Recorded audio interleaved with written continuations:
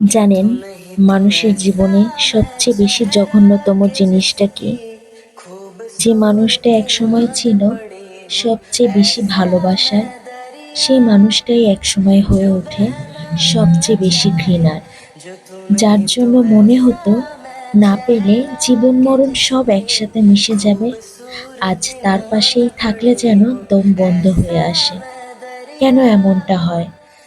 অনেকে তখন প্রশ্ন করে, কি এমন হয়েছে জীবনে যে যাকে বেশি ভালোবাসতে তাকেই ঘৃণা করতে হলো? কিছু না পেলে এমনই বা কি হয়? তাদের জন্য হয়তো উত্তর নেই, কারণ সব অনুভূতি ব্যাখ্যা হয় না। কিছু ব্যথা শব্দের বাইরে থাকে।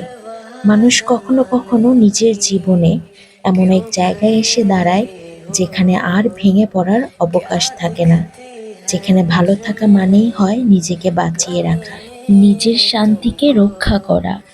সেই জায়গায় এসে কেউ আর কারোর জন্য কম্প্রোমাইজ করতে পারে না, চাইলেও না।